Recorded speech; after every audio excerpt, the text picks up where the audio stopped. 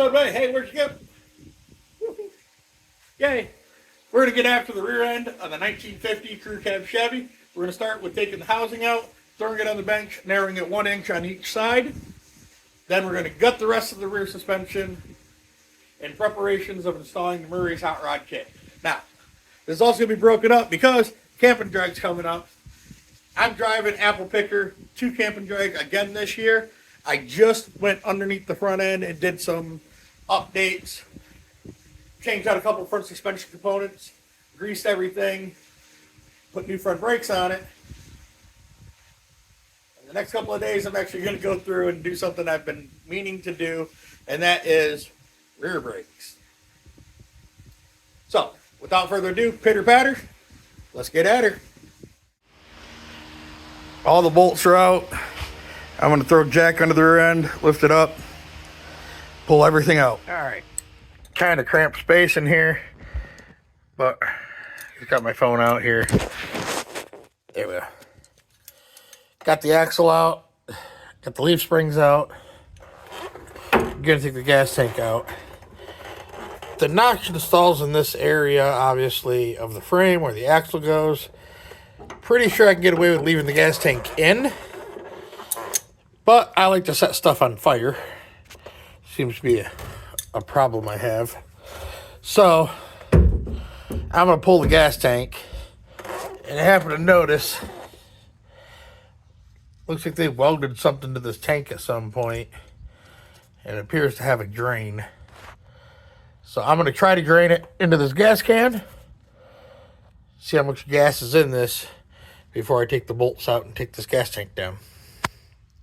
So, here goes nothing.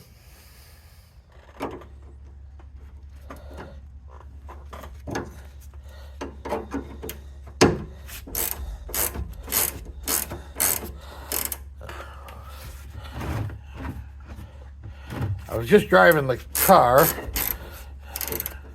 when I turned it around. Yep, there's definitely gas in there. Hopefully, hey, get a grip going. Make sure I'm going to hit this gas can. Sucks the nozzles on an angle like that. But it is what it is, right? And of course, we're making a mess, as always, and gas is draining down my arm, as usual. And I cannot stand the smell of gas. And I got it on the arm. It's not that I don't like the smell of gas. It's a matter of I can never seem to shake it. Once it's on me, I feel like it's on me for like 2 or 3 days. As much as however much I wash, shower, or whatever, I just can't seem to get rid of the scent of gas on me. It's really annoying. But hopefully, it only has 5 gallons in it. If it's got more, well, I'm going to try to stuff this back in there, I guess. Which I guess could be a chore in its own. Maybe I'm going to find another gas can right quick. Let's do that. Alright, it seems to be slowing down. Maybe, maybe not. But I put my light behind the gas can so I can sit here and monitor how much gas is in the can.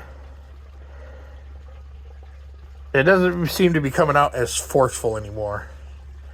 So I'm hoping that this 5-gallon can is enough. I've got another gas can. I suppose I could climb out and grab it right quick. I do have enough time, I think. So let's do that. All right. After a little bit of the struggle bus, I got the gas tank out. Really was pretty straightforward, but we got the taillight wiring out of the way. We got that return line way out of the way. Spilt a little bit of gas, not bad. Spilt that. Got the brake line disconnected and taken away from the frame. Taillight wiring out. That was just stuffed through this hole with no grommet on it. And the, there it is. That's where the fuel sender wire comes through. Had to cut the pigtails that they put on off. Surprisingly, the floor of this thing is solid. You can tell. But we got the exhaust. I think I'm going to have to cut this part of the sheet metal out, so I'm going to have to rehang the exhaust. I know... Ow! Brake light! Obviously, all of this is going, and part of this is going for the notch. That's why I just went ahead and took the tank right out. Other than one little spot, this thing's pretty damn solid underneath. I'm actually kind of impressed. There's the wheels, my giant and our letters. But I am going to set the wheels in here, get them all lined up the way I like, take a quick measurement, transfer that over there to the axle, figure out exactly how much we want to take off. I'm pretty sure it's 1 inch, might be even 1.5 inches, but we're going to find that out right now. All right, so we got the wheels set up on some blocks. I'm going to work on getting down here. I'll show you what we got going on. All right, so I got the wheels up on some blocks. Oh, set them in there. Got my spacing right, like I wanted to on the frame.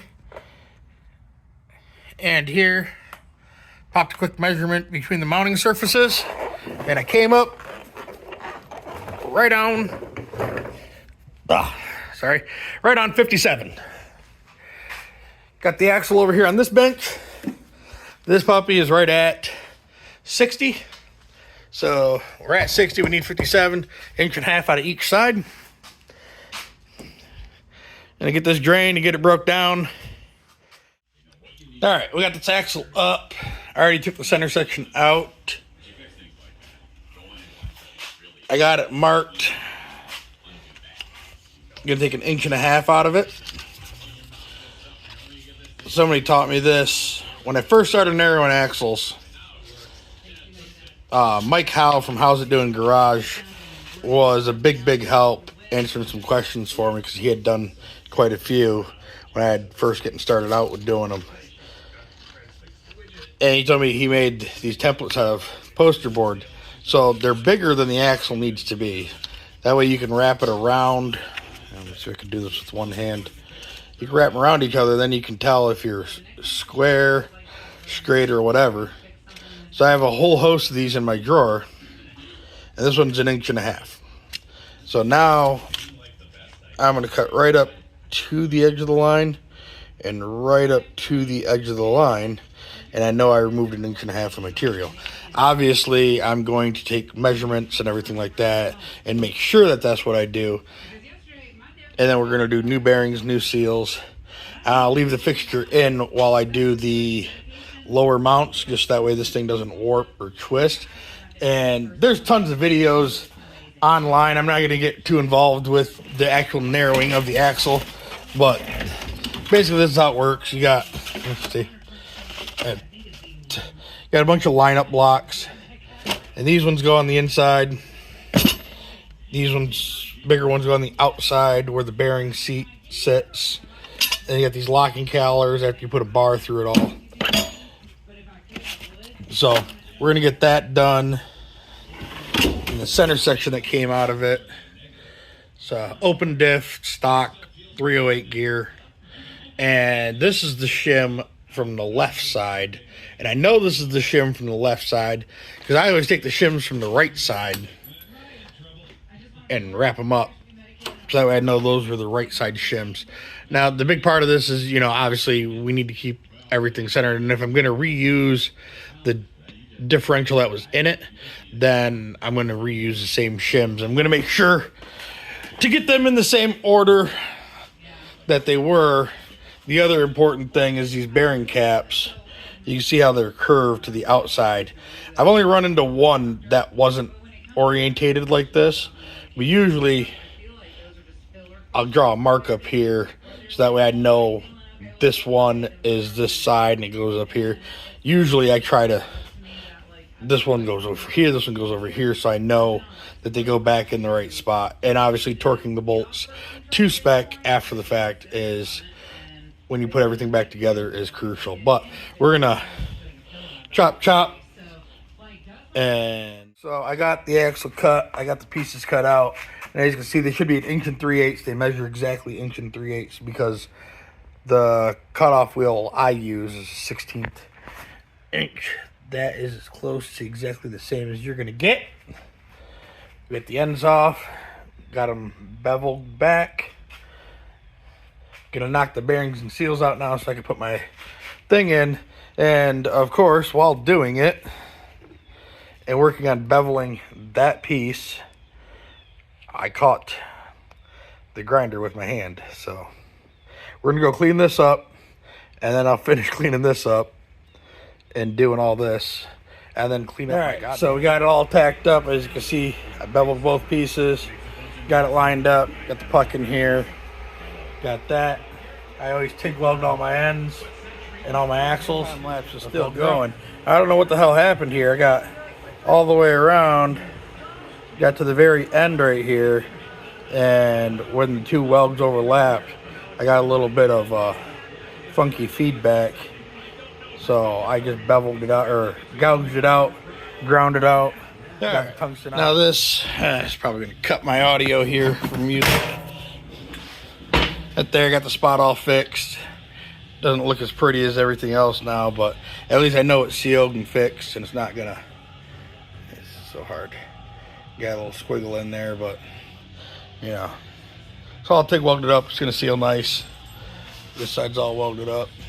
Now we're gonna put the brackets on, and then we'll let it cool, and we'll put everything back in the middle and order some axles. Right, so this kit is calling for these to be 32 1/8 center to center.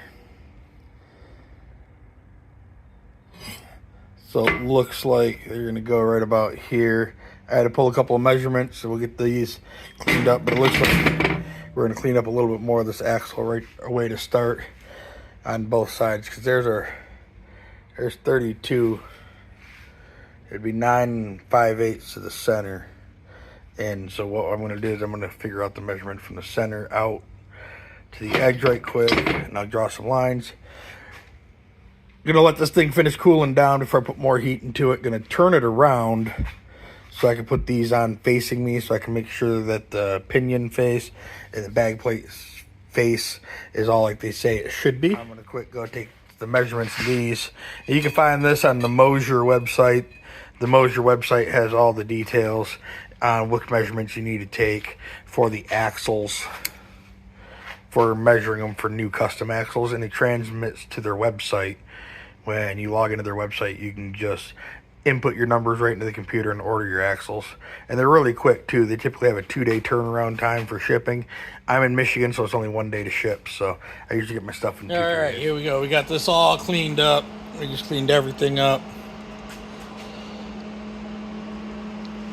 Took the measurement off the center, found our center line where it's supposed to be, lined it up, got it tacked in place. They say to put these at 90 degrees. The Murray's Hot Rod Kit, that's what this is, says put this plate 90 degrees to the pinion. Depending on your axle, I'm just going to go with what they got shown because the bars are adjustable, so we should be able to dial it in. It shouldn't be that back then. The third link calls for 1.9 inches from there to there. Obviously, I went as close as I could as 1.9375. I'm sure that Johnny joints and stuff like that's not going to make a difference. Again, this says this should be 90 to that and parallel with this. So let's weld her out. And there we are, all welded up, reassembled.